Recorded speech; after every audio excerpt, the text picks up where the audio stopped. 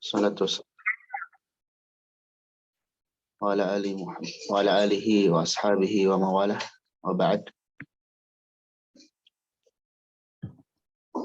Alhamdulillah pada pagi hari ini kita bisa bermajelis kembali. Kita lanjutkan bahasan kita dari kitab At-Tibyan Syarah Akhlaq Hamalatil Quran. Dan alhamdulillah kita sekarang sudah di halaman ke-13 ya. Ini alhamdulillah tidak terasa ya. Baik, silakan yang membaca ya. Ya, silakan Ummu Hanifah. Nah, Ustazah. Poin kedua ya, Ustaz. Ya, dari summa wa'adahum. Bismillah. Summa wa'adahum ala tilawatihi wal amali bihin najata minan nari wad dukhula ilal jannati. Kemudian menjanjikan mereka siapa yang yang membacanya Gini. Kemudian Allah menjanjikan kepada mereka. Kemudian Allah menjanjikan kepada mereka yang mentilawahinya dan beramal dengannya keselamatan dari neraka dan masuk ke dalam surganya dan masuk ke dalam surga. Asani fala najata minan nari wala dukhula lil jannati illa bil i'tisami bi kitabillahil azimi wa hablihil matini. Maka yang kedua, maka tidak ada keselamatan dari neraka dan tidak pula masuk ke dalam surga kecuali dengan berpegang teguh dengan kitabullah yang agung dan tali-talinya yang kokoh.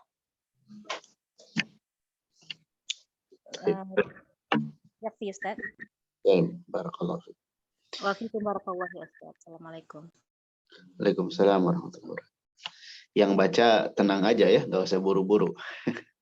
Supaya ini. Iya. Di sini dikatakan oleh Al-Imam Al-Ajuri rahimahullah di atasnya ya. Kata beliau, summa wa'adahum. Kemudian Allah menjanjikan kepada mereka yang berinteraksi dengan Al-Quran ala tilawatihi, atas bacaannya, wal amali bihi, dan mengamalkannya. Apa yang Allah janjikan adalah selamat dari neraka dan masuk ke dalam surga. Kalau kita berpikir, ya sebetulnya cukup perkara ini yang menjadi motivasi terbesar kita berinteraksi dengan Al-Quran, ya. Baik membacanya ataupun mengamalkannya. Tidak hanya membaca, tapi berusaha mengamalkan. Dan janji itu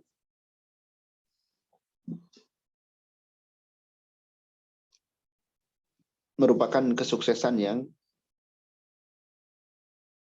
nyata, ya. Karena bisa selamat dari neraka dan masuk surga.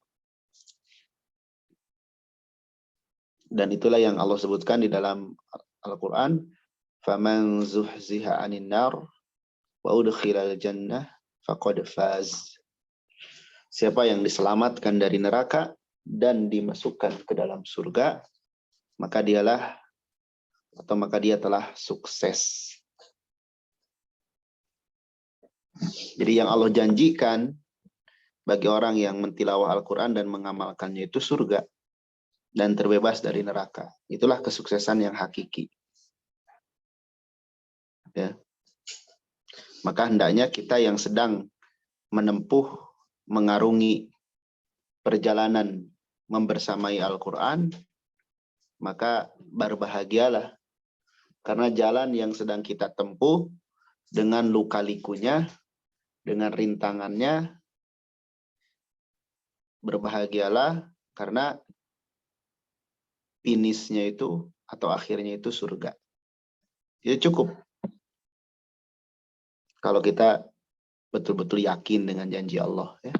Kecuali kalau kita masih ragu terhadap hal itu, maka dimotivasi apapun tentu tidak akan berbekas dalam hati kita. Dan dikatakan oleh Syekh Abdul Razak hafizahullah, fala najata minan nar wala dukhula lil jannah illa bil i'tisami bi kitabillahil azim wa hablihil matin. Tidak bisa, tidak mungkin.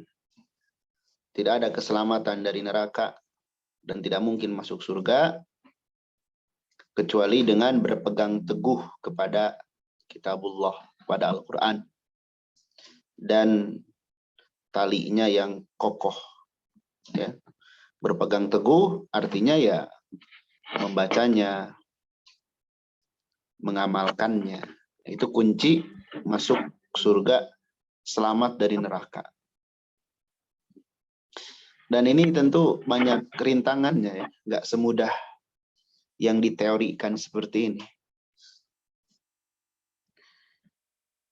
Banyak godaan untuk memulai, banyak godaan untuk istiqomah. Maka hal-hal yang membuat kita tidak istiqomah, kita hindari. Dan hal-hal yang membuat kita istiqomah, kita pegang erat-erat, kita pertahankan. Seperti apa? Seperti punya teman-teman yang sama-sama sedang berinteraksi dengan Al-Quran, memiliki guru pembimbing. Itu hal yang nikmat. Dan gak mesti banyak, gak mesti rame. Yang penting istiqomah. Jangan bersedih ketika saudara kita yang misalnya berguguran di tengah-tengah jalan atau berpindah ke kesibukan yang lain. Syukuri diri kita yang masih istiqomah dan selalu berdoa kepada Allah agar tetap seperti itu dan terhindar dari berhenti, dari futur. Maka syukuri, ya. Kita memiliki kawan yang sama-sama sedang menempuh jalan yang sama. Kita memiliki guru yang membimbing kita, itu nikmat. Dan pertahankan hal ini sampai kapan? Ya, sampai wafat. Sampai wafat. Ya. Bukan terbatas waktu tertentu. Jadi mudah-mudahan dengan janji ini kita semakin rajin mentilawah Al-Quran, menghafalnya, memahaminya, dan berusaha mengamalkannya. Ya. Terus? Silakan Barika mau baca. Ana Joseph. Poin yang ketiga. Summa nadaba khalqahu azza wa jalla idza hum talaw kitabahu ay yatadakkaruhu wa yatafakkaru fihi biqulubihim. Ulangi lagi, summa nadaba. Summa nadaba khalqahu azza wa jalla idza hum talaw kitabahu ay yatadakkaruhu wa yatafakkaru fihi biqulubihim. Kemudian Allah azza wa jalla memotivasi atau menganjurkan makhluknya ketika mereka membaca kitabnya agar mereka mentadaburinya dan memikirkan isi kandungannya dengan hati-hati mereka. Penjelasannya poin ketiga, kama qala azza wa jalla afala yatadabbaruna al-Qur'an Idza hamma. Oh, idza hamma. Sebentar.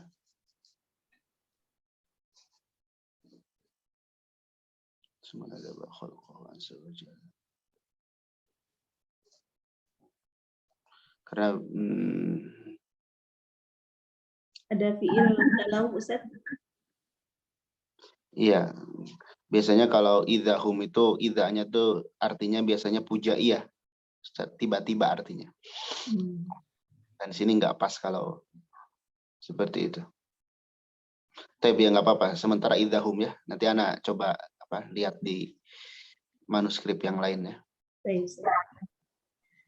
Syarahnya, kama qala azza wa jalla afala yatadabbaruna al-Qur'ana surat Muhammad al-ayah 24 wa qala afalam yatadabbaru al-qawla surat al-Mu'minin al-ayah 68.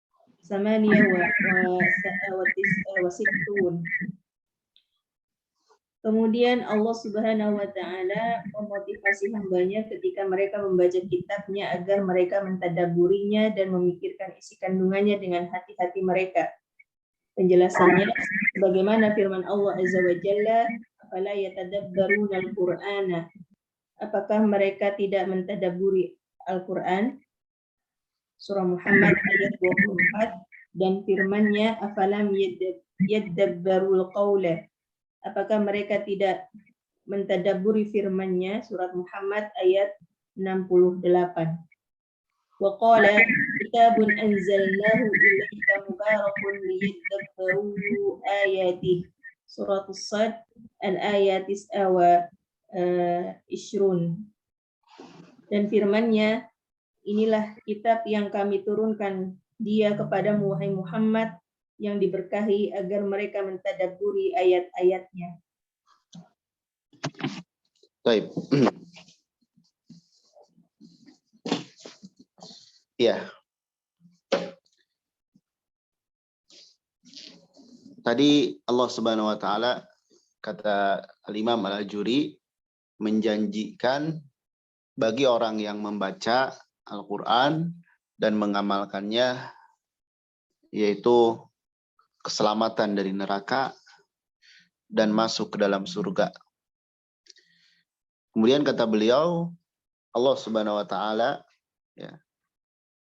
menganjurkan kepada manusia agar ketika membaca Al-Quran itu mentadaburi, memikirkan dengan hati-hati mereka. Di sini pentingnya kita membaca itu bukan sekedar lafaz. Jadi bukan sekedar lisan saja yang berfungsi. Tapi hendaklah kita sambil memikirkan maknanya. Dan memikirkan, menadaburi Al-Quran itu diantara tujuan terbesar Al-Quran itu diturunkan. Seandainya manusia itu membaca Al-Quran khatam tiap hari, tapi tidak pernah mentadaburi, maka tidak akan bermanfaat baginya. Bahkan sebagian ulama, orang yang hanya membaca saja dan tidak ada usaha untuk memahami, tidak ada usaha untuk mengamalkan, maka dia dinilai seperti orang yang tidak membaca. Kalau tidak ada usahanya, murni pokoknya Al-Quran itu dibaca saja. Kenapa sampai seperti itu ya? Karena bagaimana mungkin bisa diamalkan ya kalau nggak paham, kalau nggak ngerti gitu. Karena tadabur, memikirkan makna itu merenungkan ya. Dan nggak mungkin bisa merenungkan kalau nggak tahu artinya. Misalnya ada ayat tentang suatu perintah. Kalau nggak ngerti, Ya bagaimana bisa melakukannya? Atau ada ayat tentang larangan. Kalau nggak ngerti, bagaimana bisa meninggalkannya? Makanya penting sekali kita mempelajari tafsir, ya. Terutama tafsir tentang keimanan. Itu yang lebih awal. Agar hati kita tunduk kepada Allah Subhanahu wa taala, sehingga ketika kita mendengar ayat-ayat tentang hukum tertentu, ya, kita akan mudah mengamalkannya. Ayat-ayat tentang keimanan akhirat, tentang kematian, tentang surga dan neraka, itu bisa melembutkan hati kita. Bisa jadi sebagian manusia yang ketika dijelaskan hukum-hukum Allah, ya, hukum halal haram, langsung menolak umpamanya. Bisa jadi hatinya belum siap. Jadi kalau orang beriman ketika mendengar ayat Al-Quran itu senang. Senang. Kenapa? Karena dia jadi ada pegangan. Oh, ini hukumnya. Tapi orang-orang yang dalam hatinya ada penyakit, ketika mendengar ayat Al-Quran, mendengar penjelasannya, kerasa ayat itu tertuju pada dirinya. Kesindirlah. Dan semakin tambahlah penyakitnya. Lebih parahnya, selain ayatnya yang ditolak, yang menyampaikannya jadi dibenci juga, gitu ya. Jadi benci sama ustadznya, gitu. Nah, ini akibat dari tidak merenungkan. Makanya kalau kita menempatkan Al-Quran itu sebagai betul-betul, ya, pegangan hidup, ibaratnya kita lagi di laut, ya, lagi tenggelam. Kita butuh pegangan agar kita selamat. Nah, dalam kehidupan tuh gitu.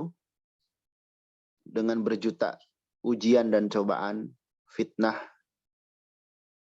dan lain sebagainya, kita hendaknya merasa hati-hati, merasa terancam dalam hidup ini. Sehingga kita butuh pegangan, butuh panduan bagaimana kita menjalani hidup dan kehidupan. Dan itulah Al-Quran. Ya, walaupun sebagaimana disampaikan oleh Nabi kita Sallallahu Alaihi Wasallam, pada suatu saat seseorang yang berpegang teguh dengan agamanya, ya pasti berpegang teguh kepada Al-Quran dan Sunnah. Seperti memegang bara api. Kalau dipegang panas, ya, gak nyaman. Tapi kalau dilepaskan butuh. Ya akhirnya pegang walaupun panas. Itu gambaran dari kehidupan kita, ya. Maka banyak di Al-Quran, ya, Allah Subhanahu wa Ta'ala memerintahkan agar kita mentadaburi Al-Quran. Tadi dibawakan 3 ayat, ya. Afala yatadabbaruna Al-Quran am ala qulubin aqfaluha walau kana min indi ghairillah lawajadu fihi ikhtilafan katsira. Apakah mereka tidak mentadaburi Al-Quran atau hati-hatinya tertutup? Ya. Nanti ada penjelasannya di depan, insya Allah akan kita lewati. Sebab orang itu nggak bisa tadabur. Ya, hatinya tertutup. Tertutup oleh apa? Oleh dunia, oleh angan-angan, oleh penyakit-penyakit hati. Nggak bisa tuh bertadabur. Karena hatinya tertutup. Baik, jadi kita membaca Al-Quran itu bukan hanya lafaz saja. Tapi kita berusaha memikirkan maksud ayat ini. Dan sekarang alhamdulillah, ya, tafsir itu sudah banyak terjemahannya. Tidak mengapa kita baca sendiri dari terjemahannya. Dan kalau ada yang nggak paham bisa ditanyakan kepada orang yang ahli atau mendengarkan kajian-kajian asatid. Tapi memang perkara-perkara itu perlu perjuangan ya, perlu mujahadah. Karena berat, malas kita kadang hal itu. Ya. Karena umumnya orang itu termasuk ketika belajar pengennya yang seru-seru gitu, yang rame, yang wah gitu.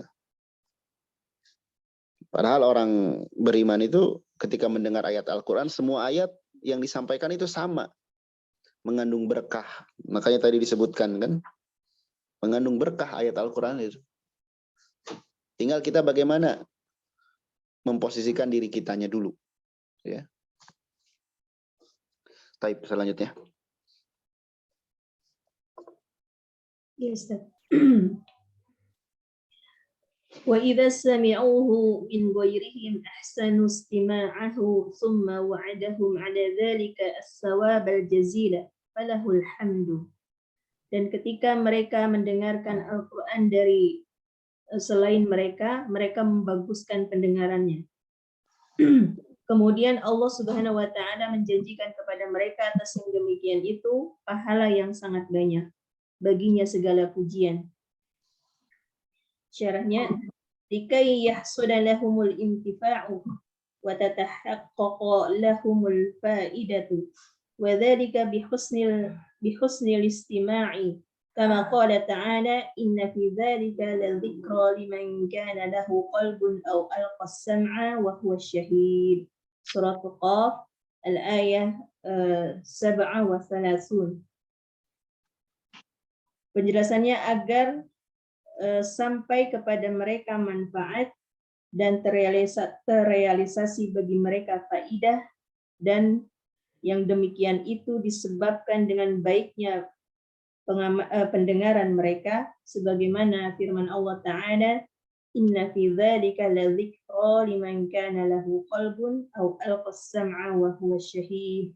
Sebagaimana firman Allah Ta'ala, sesungguhnya di dalam Al-Quran itu terdapat peringatan bagi orang yang memiliki hati dan menggunakan pendengarannya sedang dia menyaksikan. Surat Qaf ayat 37. Qala Syekhul Islam rahimahullahu ta'ala, fastima'u ayatillahi wa tazakki biha amrun wajibun ala kulli ahadin, fa innahu la budda li kulli abdin min sima'i risalati sayyidihi allati arsala biha rasulahu ilaih. Majmu'ul Fatawa al-Mujallad al-Khamis Asyrata fi safhati 390.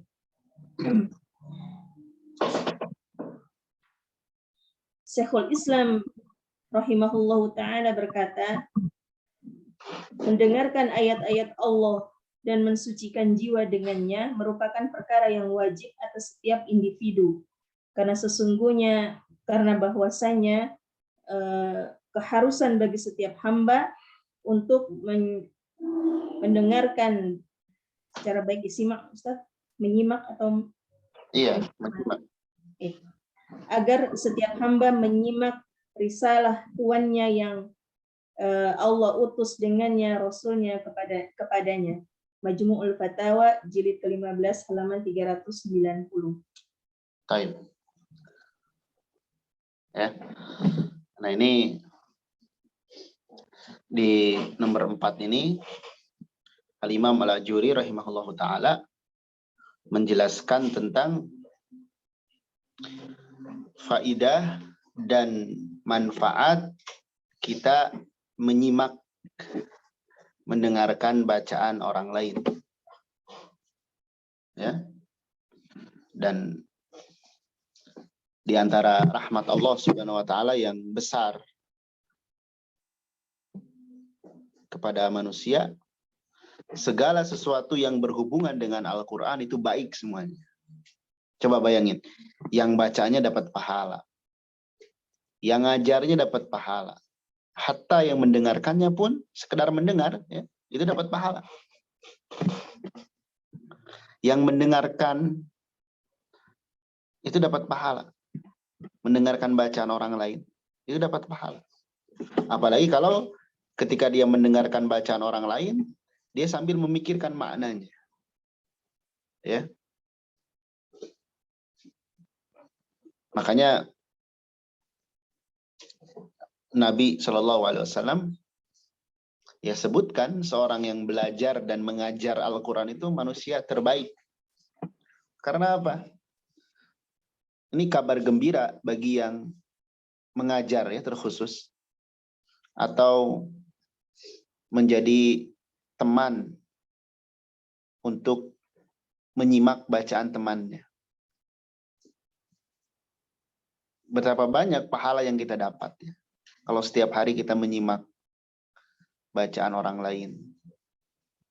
Baik bacaan itu yang bagus atau masih dalam proses. Ya.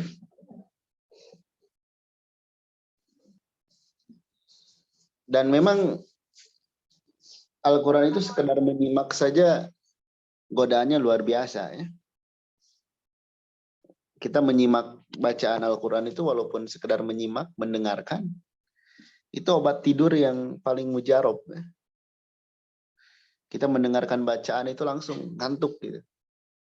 Baru satu ayat itu langsung ngantuk, langsung lemas gitu. Beda dengan mendengarkan selainnya. Ya.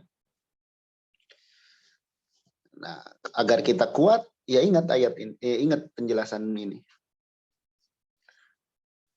Bahkan Allah Subhanahu wa taala menjanjikan akan merahmati orang yang mendengarkan Al-Quran dan menyimak. Ya. Jadi apabila dibacakan Al-Quran, maka dengarkan, diam dan dengarkan. Agar kalian mendapatkan rahmat dari Allah. Apalagi yang membacanya, yang mengamalkannya tadi. Dan kadang jadi ujian juga ya. Jadi seorang guru misalnya, dia harus menyimak bacaan muridnya yang masih proses, ya, harus sabar. Kemudian kita pun harus banyak berterima kasih kepada guru yang mau menyimak bacaan kita. Terlebih lagi kita dalam tahap belajar yang banyak salah-salahnya. Dan nggak semua orang loh bersedia nyimak bacaan itu. Kalau pengen coba-coba aja ke keluarga atau siapa, tolong simakin bacaan saya. Kalau sehari sekali dua kali mungkin bersedia. Coba terus-terus. Itu nggak akan bersedia. Karena orang yang membaca Al-Quran dan orang yang mau membaca Al-Quran dan mau mendengarkan bacaan Al-Quran, itu orang-orang yang memang berjuang untuk itu. Kalau nggak diperjuangkan, ya udah malas. Ya. Udah malas. Maka pernah ditanyakan kepada Syekh Shalih Al-Fauzan, ya, hafizahullah, boleh nggak katanya mendengarkan bacaan Al-Quran sebagai pengantar tidur? Maka kata beliau, ya boleh, tentu ini hal yang baik.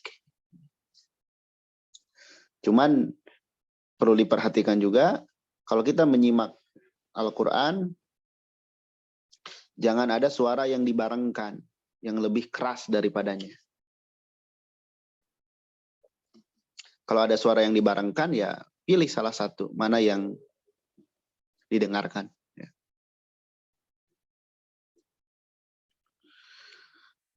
Taib. Jadi apabila mereka mendengarkan Al-Quran dari selainnya, dari orang lain, ya, maka hendaklah betul-betul ya menyimaknya itu, perbaiki.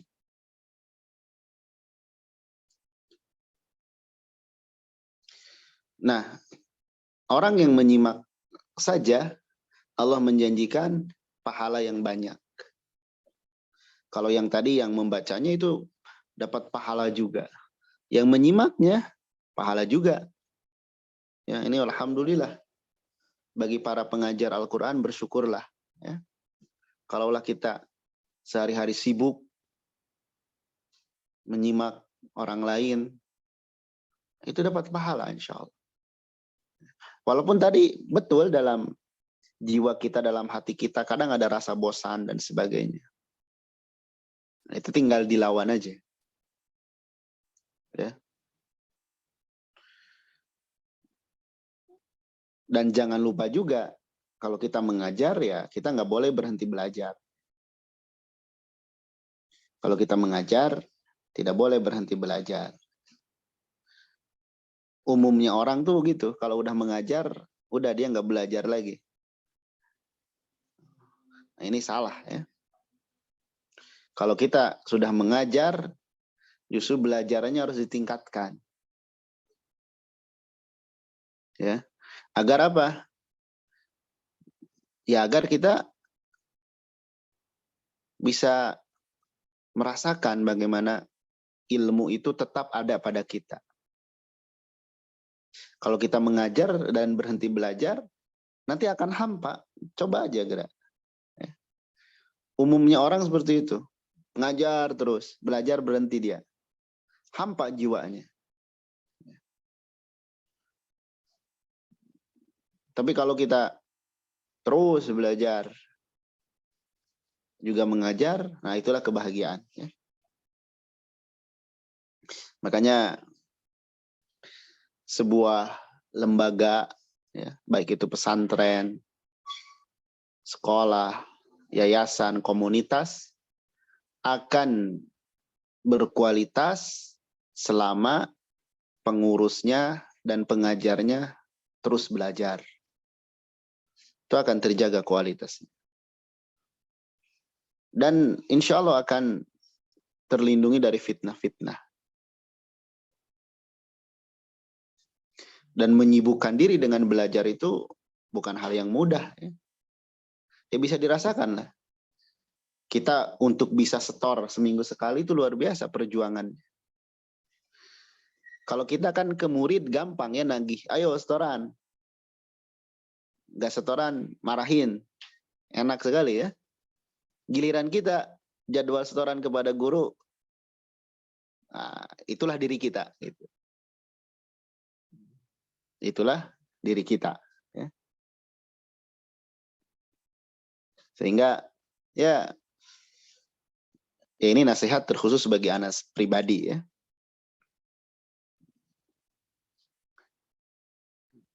Taib. Kemudian di penjelasannya di 4 ini kata Syekh Abdul Razak, likai yahsula lahum al-intifa, supaya tercapai bagi mereka kemanfaatan, maksudnya supaya ada manfaatnya, supaya manfaat itu diperoleh, ya, dan supaya terwujud juga faidah-faidah, jadi agar dapat manfaat dan dapat faidah, nah itu bisa ditempuh, bisa dilakukan dengan cara kita mendengarkan yang baik. Mendengarkan yang baik, ya kalau Al-Quran tentu harus dialih bahasakan dulu. Banyak manusia itu yang ketika mendengarkan bacaan menangis. Alhamdulillah. Kenapa kamu menangis? Iya, bacaannya menyentuh katanya. Masya Allah. Itu yang menyentuh itu arti dari isi dari ayat yang dibaca atau karena keelokan suaranya. Nah, itu mesti dibedakan. Kalau baru tersentuh dengan keelokan suaranya, itu tidak akan langsung jadi hidayah. Tapi kalau tersentuh karena isi kandungan dari ayat tersebut, nah itulah yang akan jadi hidayah. Kan seperti itu ya. Aduh bacaannya Masya Allah ya. Bikin merinding katanya. Paham nggak yang dibaca tadi itu apa? Nggak tahu katanya. Jadi ada orang yang misalkan ayatnya sedang dibacakan kisah Fir'aun misalkan. Kisah Fir'aun yang membunuh dan sebagainya. Terus dia nangis. Kenapa nangis? Iya, menyentuh sekali. Apanya? Suaranya, Masya Allah. Isinya faham atau belum? Enggak, kalau isinya enggak tahu saya. Nah itu akan kurang manfaatnya. Makanya agar setiap ayat yang kita baca atau ayat yang kita dengarkan dari orang lain itu bermanfaat bagi kita, minimal kita tahu artinya. Minimal kita tahu artinya. Ya. Karena nggak cukup tadi kalau kita baru tersentuh dengan keelokan suaranya saja. Yaitu hal yang baik ya. Sehingga kita jadi senang mendengarkan Al-Quran. Nanti ada dua kelompok dalam hal ini. Kita ini senang dengerin suaranya atau senang karena isi dari ayat itu. Ya. Ada orang yang dia misalkan pelaku yang sering melakukan dosa. Terus mendengar ayat tersebut tersentuh oleh suara pembacanya. Masya Allah. Pas dijelaskan isi kandungannya, dia jadi benci kepada ayat itu. Karena isi kandungannya menyindir dia misalkan. Nah tidak demikian mestinya ya. Makanya dikatakan oleh Allah di dalam surah Qaf, inna fi dzalik, sungguhnya dalam kejadian itu, kejadian yang dijelaskan oleh Al-Quran, terdapat pelajaran bagi orang yang memiliki hati, memasang pendengaran, dan dia fokus. Makanya ada istilah pasang hati, pasang mata, pasang telinga, pasang pikiran, fokus merenungkan. Ini berarti sebaliknya orang yang lalai, ya, ngelamun, nggak fokus, nggak akan manfaat, diingetin gimana pun juga. Jadi ada syarat akan bermanfaat itu kalau kita memasang hati, punya hati. Punya hati itu dalam artian hati kita tuh siap. Mau enak, mau enggak, kalau itu hukum Allah, kita siap. Ya. Kita siap dengar. Sami'na wa ata'na. Bukan dipilah-pilah. Kalau ayat itu mencocoki hawa nafsu kita, oke, setuju, gembor-gemborkan. Kalau ayat itu bertolak belakang dengan hawa nafsu kita, kita benci. Tidak seperti itu ya. Semua ayat Al-Quran, semua hukum yang ada di Al-Quran itu baik bagi manusia. Jadi tidak baik itu karena diri manusianya itu yang memperturutkan hawa nafsunya. Jadi ketika kita membaca Al-Quran atau mendengarkan bacaan orang lain, maka hadirkan hati kita, pasang pikiran kita, pasang telinga kita. Agar setelah membaca Al-Quran itu kita, oh ternyata itu hukumnya, oh ternyata itu maksudnya. Dan lambat laun insya Allah itu akan memperbaiki diri kita. Ya. Kemudian di sini Syekhul Islam Ibnu Taimiyah mengatakan, mendengarkan ayat-ayat Al-Quran dan berusaha mensucikan diri dengan ayat itu, ini wajib.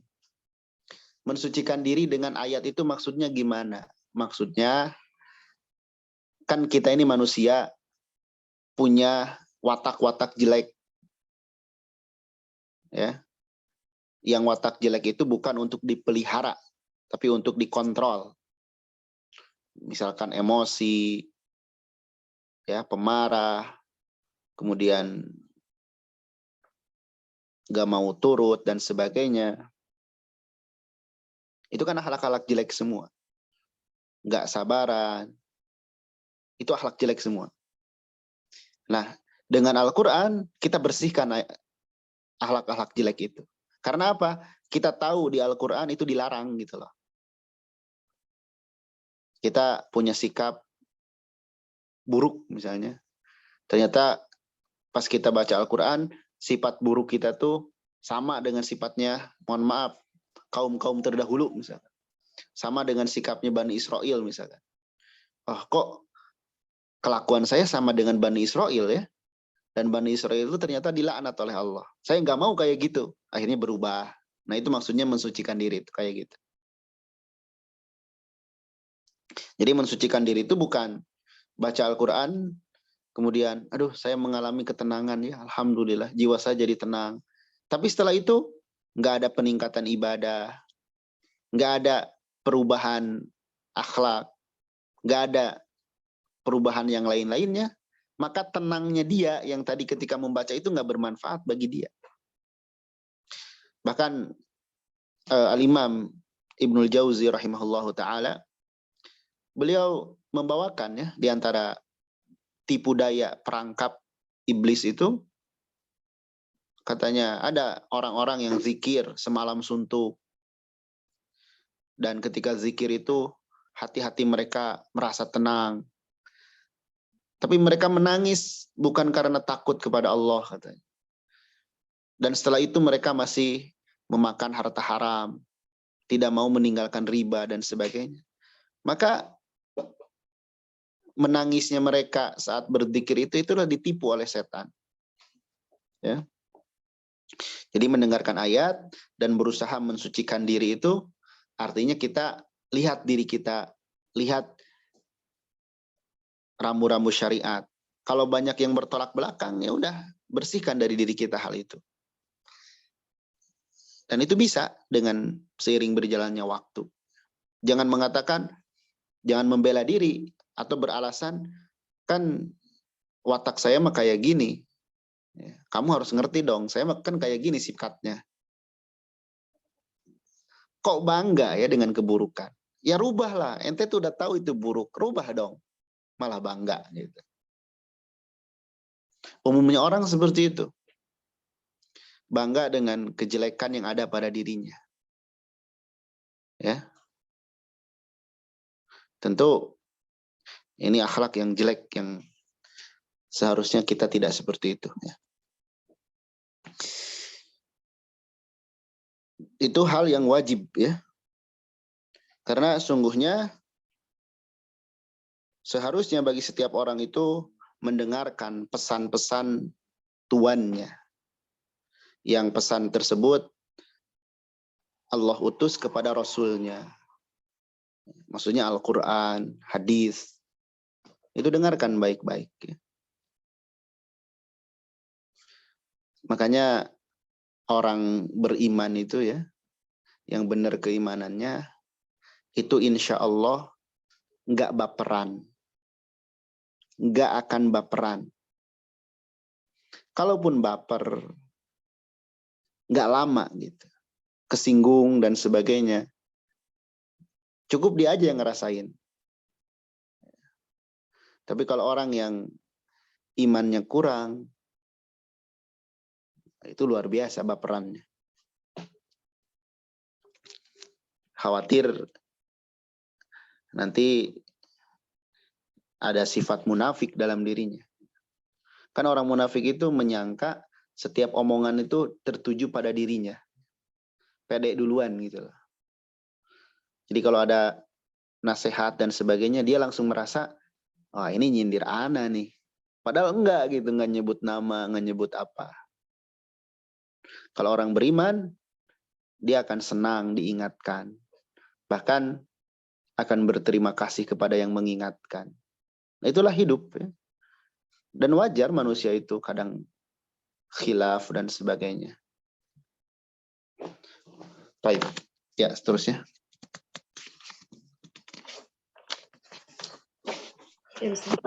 ثم أعلم خلقه أن من تلا القرآن وأراد به متجارة مولاه الكريم فإنه مولاه كنيا ضمير ثم أعلم خلقه أن من تلا القرآن وأراد به متجارة مولاه الكريم فإنه يربحه الربح الذي لا بعده ربح ويعرفه بركة المتجارة في الدنيا والآخرة. Kemudian Allah Subhanahu wa taala memberitahukan kepada makhluknya bahwasanya barang siapa yang membaca Al-Qur'an dan menginginkan dengannya perniagaan dengan Rabb-nya yang karim, sesungguhnya dia akan memberikan keuntungan yang tidak ada keuntungan yang sebanding setelahnya. Wa yu'arrifuhu barakatal mutajarati fid dunya wal akhirah, dan Allah akan memberitahukan kepadanya keberkahan perniagaan dengannya di dunia dan di akhirat. Penjelasannya Belum. belum ya Ustaz? Ya. Terus dulu qala Abu Bakrin. Qala Abu Bakrin jami'u ma dzakartuhu wa ma sa'adhkuruhu insyaallahu bayanuhu fi kitabillahi ta'ala wa fi sunnati rasulih sallallahu alaihi wasallam wa min qawli sahabatihi radhiyallahu anhum wa sairil ulama'i wa ana adhkuru minhu ma hadarani dzikruhu insyaallahu ta'ala wallahu al-muwaffiqu fi dzalika. Berkata Abu Bakar, yaitu mu'allif, seluruh apa yang aku telah sebutkan dan apa yang akan aku sebutkan, insya Allah penjelasannya ada pada kitab Allah dan ada pada sunnah Rasulnya Sallallahu Alaihi Wasallam dan ada pada perkataan para sahabatnya radhiyallahu anhum dan seluruh ulama, dan aku menyebutkan sebagiannya apa yang hadir dalam benakku penyebutannya, insya Allah Ta'ala, dan Allah yang maha memberikan taufik atas yang demikian. Qala Allahu azza wa jalla. Nah itu baru nomor 1 dulu, Mu. Bada al-musannif. Nomor 1, bada al-musannif rahimahullahu ta'ala min hadzal mawdu'i bi dzikril adillati ala ma qaddamahu min ma'anin. Musannif rahimahullahu ta'ala memulai pembahasan ini dengan menyebutkan dalil-dalil atas apa yang terdahulu disebutkan berupa makna-makna. Baik, ya. Di sini penulis Al-Imam Al-Ajuri rahimahullahu taala menyebutkan bahwasanya membaca Al-Qur'an itu salah satu bentuk perniagaan dengan Allah Subhanahu wa taala, dan perniagaan tersebut keuntungannya sangat besar. Nanti ada dalilnya ya. Dan Allah akan sebutkan keuntungan dia di dunia dan di akhirat. Iya. Kadang bukan kadang ya, di Al-Qur'an dibahasakan ibadah itu sebagai transaksi dengan Allah Subhanahu wa taala. Banyak di Al-Qur'an ya, seperti innallaha ashtara minal mu'minin. Allah itu membeli orang-orang beriman, dirinya dan hartanya. Maksudnya apa? Ibadah kemudian digambarkan dengan transaksi seperti itu. Ini untuk menarik perhatian. Karena apa? Umumnya manusia itu materialistis. Materialistis, realistis, ingin segala sesuatu itu pasti gitu loh. Kalau ada untungnya dia mau, kalau nggak ada dia nggak mau. Itu manusia. Makanya Allah dan Rasulnya terhadap suatu amal itu luar biasa ya. Menawarkannya itu, kalau ibarat jual beli itu promonya itu luar biasa. Tapi walaupun demikian, ya, manusia itu masih banyak yang nggak percaya. Allah menyatakan nih amalan ini keutamaannya ini, ya.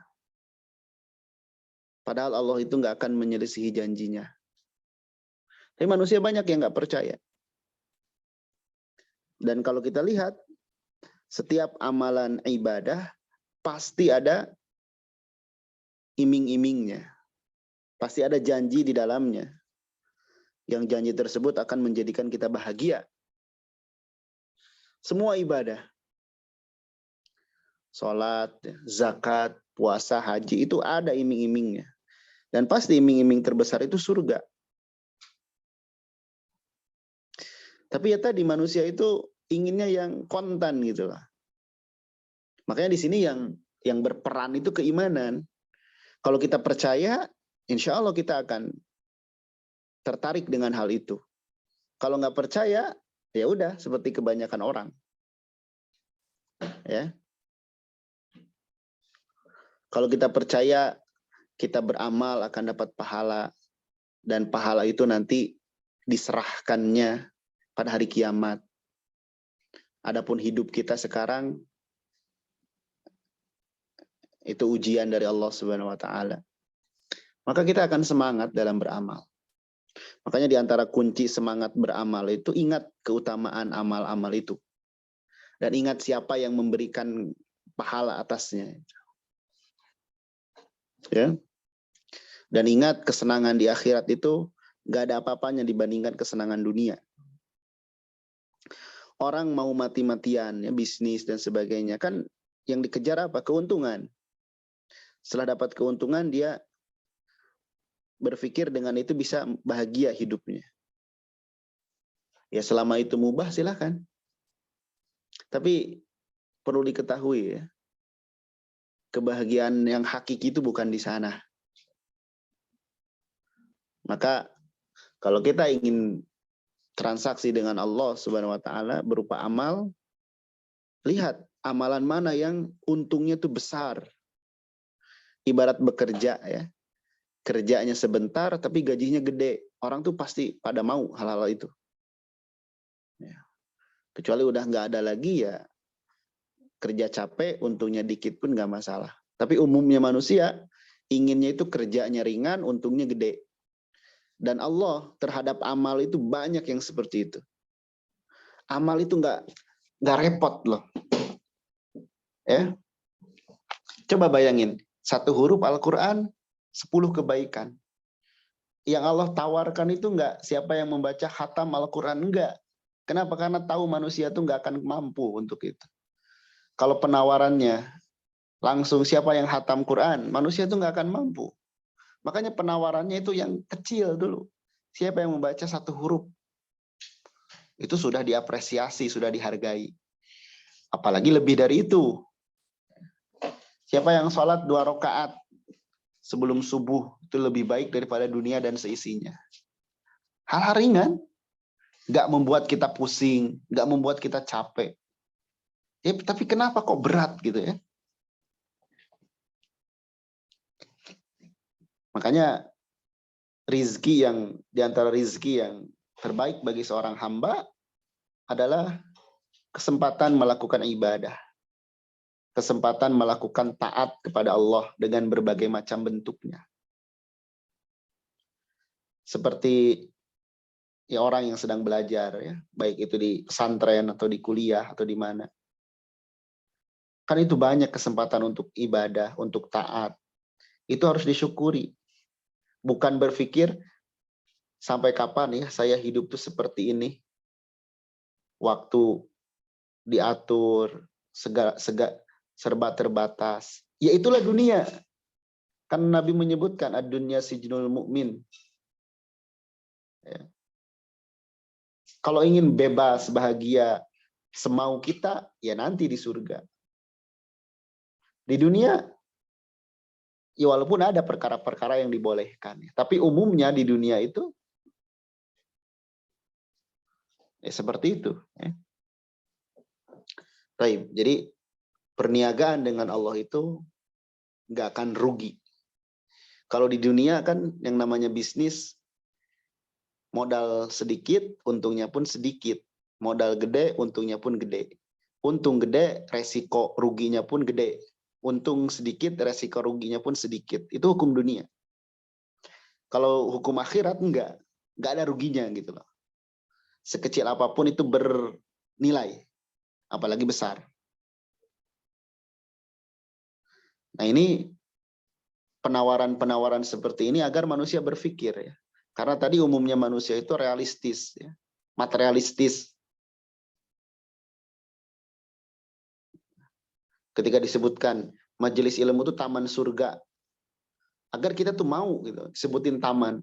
Kan manusia kalau disebutin ada destinasi wisata, wah di sini tuh ada pantai, ada taman, ada bla bla bla, orang tuh mau ngeluarin budget walaupun gede ke tempat itu. Sekedar ingin melihat saja. Nabi menawarkan, wa idza marartum biriyadil jannah farta'u. Kalau kalian lewat taman surga, singgahlah. Majelis ilmu maksudnya. Dan majelis ilmu tuh banyak, gratis lagi. Ketika di majelis ilmu, mana tamannya? Yang ada ngantuk, bosan, bete, ya itu dari syaitan digoda. Ya. Cuman nggak bisa bohong hati itu ya. Orang yang setelah bermajelis ilmu, mendengarkan ayat-ayat Allah, mendengarkan hadis-hadis Nabi, jiwanya itu tenang. Itu nggak bisa dipungkiri oleh semua orang. Dan yang sengaja pergi jalan-jalan dan sebagainya demi kesenangan, pas pulang mereka banyak yang bersedih. Nah mestinya kita ketika tahu kalau seperti ini akan merasakan gimana, kalau seperti itu akan merasakan gimana, mestinya kita bisa mengondisikan diri kita. Kemana kita harus bergerak, bagaimana kita harus berbuat. Ya. Terus kata Imam Al-Ajuri, Jami umad dzakartu, seluruh yang aku sebutkan sebelumnya dan yang akan disebutkan setelahnya itu insya Allah penjelasannya itu dari Al-Quran, dari Sunnah, dari perkataan sahabat dan dari para ulama. Ini menunjukkan Al-Imam Al-Ajuri ini seorang yang sangat paham terhadap ilmu. Ya. Karena beliau menyatakan yang akan aku sebutkan itu enggak keluar dari qala Allah, qala Rasul, qala sahabah dan qala ulama. Itulah ilmu. Sebagaimana perkataan Al-Imam Ibnu Qayyim, yang namanya ilmu itu qala Allah, qala Rasul, qala sahabah. Itu ilmu. Ini menunjukkan buku ini syarat penuh dengan ilmu. Dipenuhi dengan ilmu. Karena isinya nggak keluar dari qala Allah, qala Rasul, qala sahabah. Berbeda dengan buku pada umumnya, apalagi di zaman sekarang. Yang panjang, nggak jelas. Isinya nggak ada Al-Quran, nggak ada hadis, nggak ada perkataan sahabat. Sehingga betul ketika dibaca, orang tuh jadi luas wawasannya. Tapi hatinya makin kering. Kan banyak seperti itu. Kita baca buku, merasa jadi banyak tahu. Tapi hati kok kering gitu ya. Berbeda dengan kalau kita baca Al-Quran, walau satu ayat, kita pahami. Kita baca satu hadis, kita pahami, hati bercahaya, tenang. Iya. Kemudian kata beliau, aku akan menyebutkan yang aku ketahui insya Allah. Baik. Ya, seterusnya.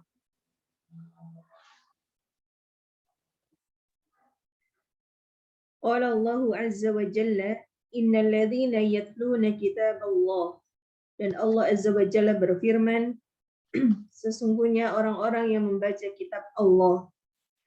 Penjelasannya yatlunahu haqqa tilawati wa yantazimu fi dzalika al-qira'atu wal fahmu lima yuqra'u wal 'amalu bihi fakullu hadha yu'tabaru min tilawatil qur'ani kama qala ta'ala alladzina atainahumul kitaba yatlunahu haqqa tilawatihi suratul baqarah al-ayah 131 wa ishrun. Fattilawatu amalun bid-dini wattiba'un lil Qur'ani wastimsakun bima jaa'a bih. penjelasannya yang dimaksud dengan sesungguhnya orang-orang yang membaca kitab Allah maksudnya adalah membacanya dengan sebenar-benarnya tilawah. Dan tercakup dalam hal ini adalah al-qiraatu, membaca, al-fahmu lima yuqra'u, dan memahami apa yang dibaca, wal amalu bih, dan mengamalkan isi kandungannya. Fakullu hadza yu'tabaru min tilawatil Qur'an. Dan seluruh hal ini merupakan hal yang dianggap bagian dari membaca Al-Qur'an. Sebagaimana firman Allah Ta'ala, alladzina atainahumul kitaba yatlunahu haqqa tilawatih. Orang-orang yang membaca ayat-ayat, Orang yang diberikan Al-Quran, orang-orang yang kami berikan kepada mereka kitab, mereka membacanya dengan sebenar-benarnya tilawah. Surat Al-Baqarah ayat 121. Fatilawatu amalun biddin. Maka tilawah atau membaca Al-Quran merupakan amalan dalam agama dan mengikuti Al-Quran dan berpegang teguh dengan apa yang datang darinya. Baik. Ini ayat surah Fatir ini ayat yang hendaknya jadi motivasi juga bagi kita ya. Karena di surah Fatir ini dijelaskan misalkan di akhir ayat 29 tijaratan lan tabur, perniagaan yang tidak merugi. Ya. Dan salah satunya disebutkan mentilawah Al-Qur'an. Cuman tilawah yang bagaimana nih? Ya. Maka dikatakan yang termasuk perniagaan yang tidak akan merugi itu yaitu tilawah dengan sebenar-benarnya, dengan menunaikan hak-hak tilawah. Apa saja itu? Mencakup membacanya. Jadi tilawah ini maknanya luas. Adapun makna asli tilawah artinya mengikuti. Mengikuti, mengamalkan, itu tilawah. Sudah jadi bahasa kita, tilawah itu sekedar membaca saja. Padahal tidak demikian. Tilawah itu mencakup membaca, memahami apa yang dibaca, mengamalkannya. 3 ya. Membaca, memahami, dan mengamalkan. Nah, 3 ini maka dianggap sebagai tilawah Al-Quran. Jadi nggak cukup tilawah itu hanya membaca saja. Tapi berusaha memahami dan berusaha mengamalkan. Karena kalau sekedar membaca saja tadi ya, nggak ada sedikit pun usaha memahami, nggak ada sedikit pun usaha mengamalkan, nggak akan jadi hidayah Al-Quran itu, nggak akan jadi hidayah. Karena nggak akan ngerti apa isinya.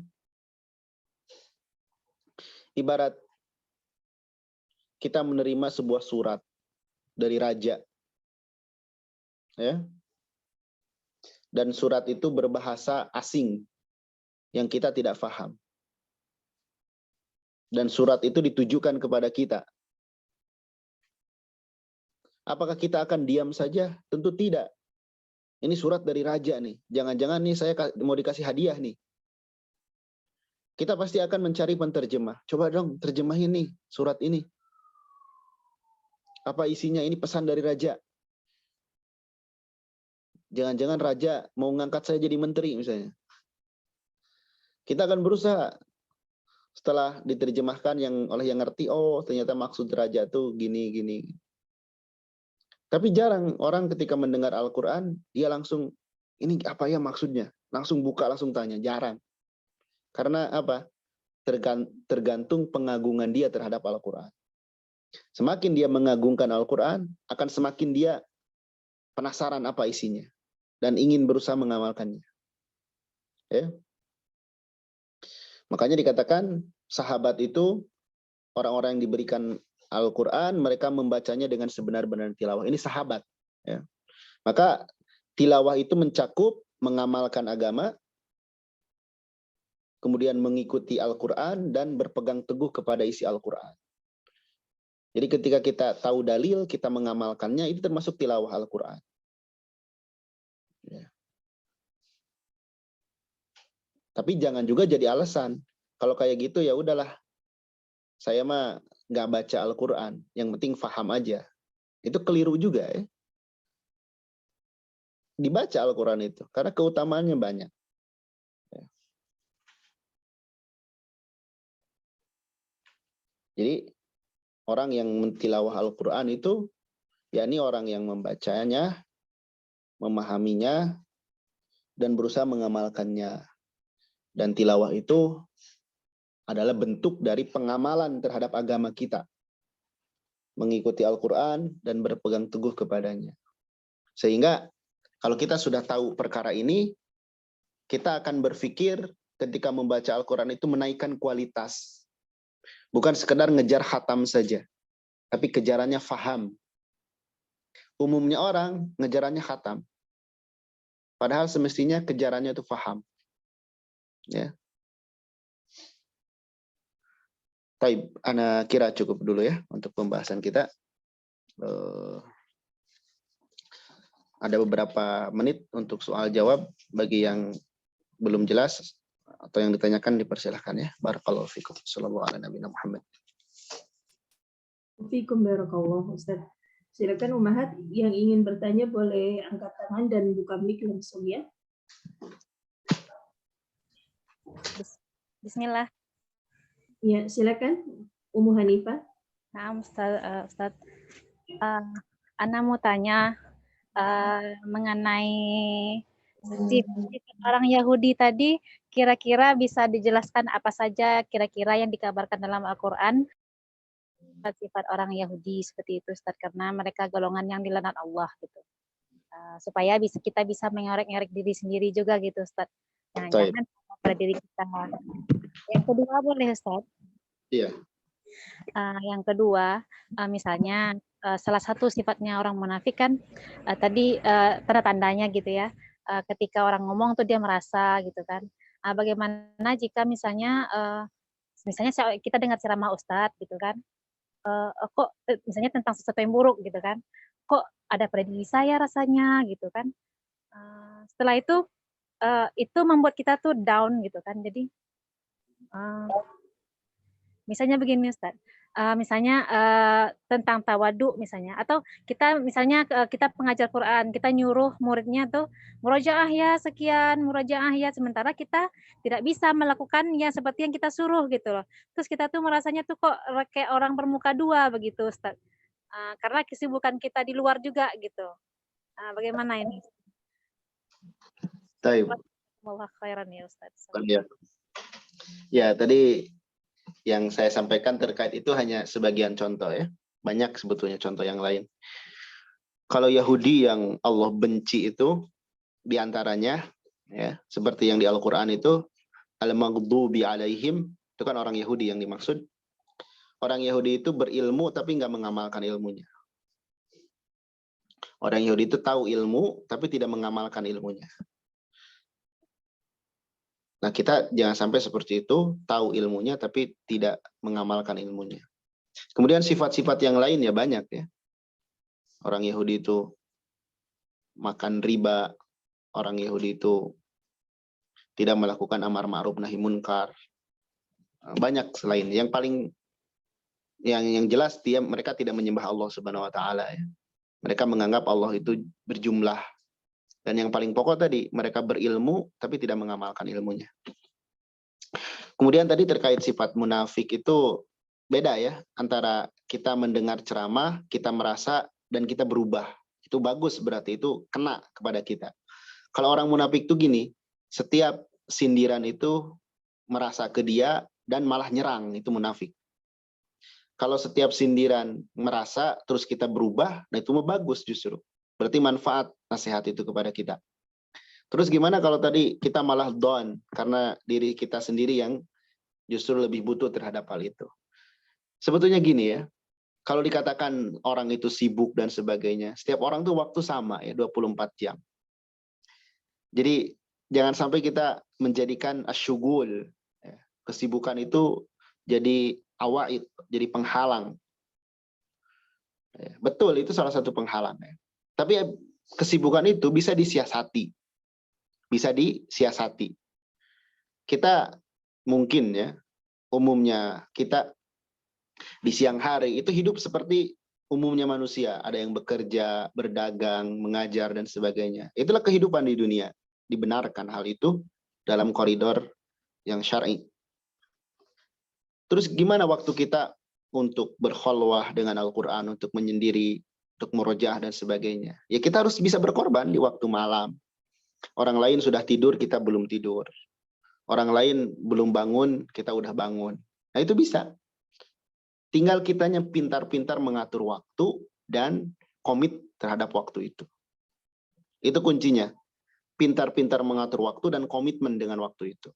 Ya. Gak mesti langsung sebelum tidur sejam. Sebelum subuh sejam. Gak mesti langsung ekstrim seperti itu ya. Kita nggak akan istiqomah. Sederhana aja, sebelum tidur 5 menit.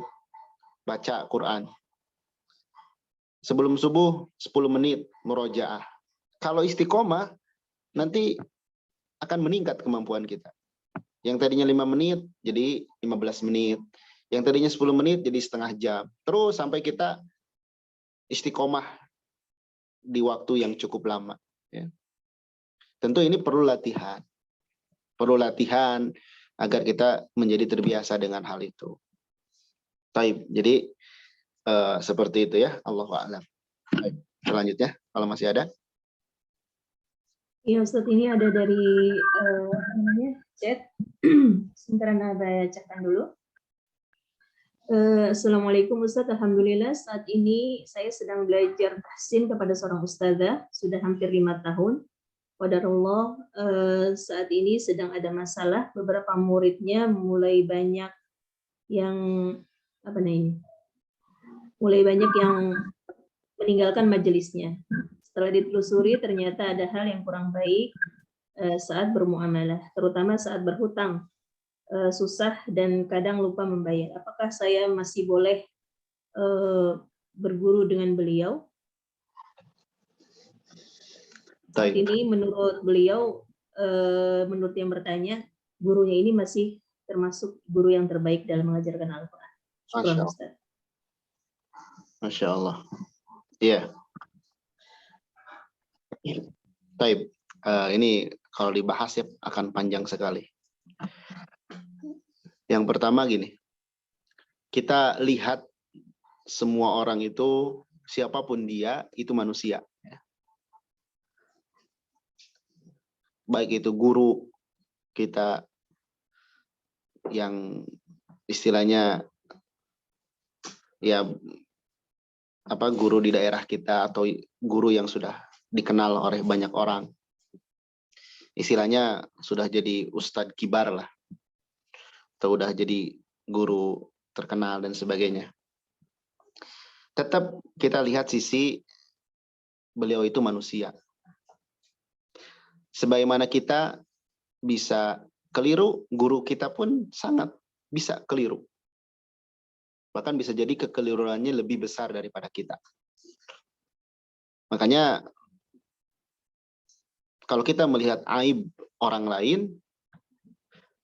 saudara, teman, atau guru kita, lihat juga keutamaannya. Wala tansawul fadla bainakum. Jangan lupakan keutamaannya. Ya, jangan lupakan keutamaannya. Karena setiap orang itu pasti ada keutamaannya. Itu yang pertama ya. Sehingga kita akan lebih bisa memberikan maklum kepada orang lain. Yang kedua, terkait hutang. Nah, hutang panjang pembahasannya. Hutang itu sesuatu yang dibenarkan di dalam syariat. Artinya orang itu boleh berhutang asal dia pertama hutangnya untuk apa. Kalau hutangnya untuk sesuatu yang urgen, itu dibolehkan hutang dan dia bayar di waktu yang ditentukan. Tapi kalau dia itu berhutang ya untuk gaya hidup dan selainnya, dan kemudian dia tidak bertanggung jawab dengan hutangnya, maka ini cacat di bagian akhlak. Cacat di bagian akhlak, dan perlu diingatkan, perlu dinasihatkan. Kalau dia menerima nasihat, ya alhamdulillah. Kalau tidak, ya nampaknya masih banyak guru yang lebih baik. Dan kalau kita yang tahu hanya beliau saja yang baik, mungkin kitanya yang belum mencari maksimal guru yang lain. Karena kalau dia bermudah-mudahan terhadap hutang, apalagi hutangnya untuk gaya hidup, dan dia tidak bertanggung jawab, orang yang bermudah-mudahan dalam hutang, ya perlu diketahui, orang yang bermudah-mudahan dalam hutang dan dia tidak tanggung jawab dengan hal itu orang yang nggak takut sama akhirat. Karena orang yang takut sama akhirat itu berhati-hati terhadap hutang. Kenapa? Nabi nggak mau nyolatin orang yang berhutang, nggak bayar.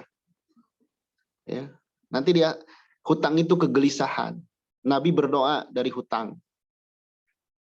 Kalau tidak tanggung jawab. Kecuali kalau memang ternyata pasti kita lihat, oh hutangnya ini betul untuk sesuatu yang sangat mendesak.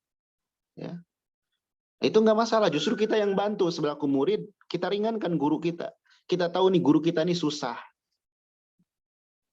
Ya, jangan sampai beliau berhutang untuk kebutuhan pokoknya, kita bantu. Jadi murid juga, saya pernah sampaikan ya, saya pernah bikin status yang ringan tapi kena. Saya pernah bikin status, guru itu nggak boleh minta sama murid, dan murid nggak boleh bakhil sama guru. Itu harus dicamkan ya. Guru jangan minta sama murid, tapi murid juga nggak boleh bakhil sama guru. Jadi dilihat dulu hutangnya seperti apa.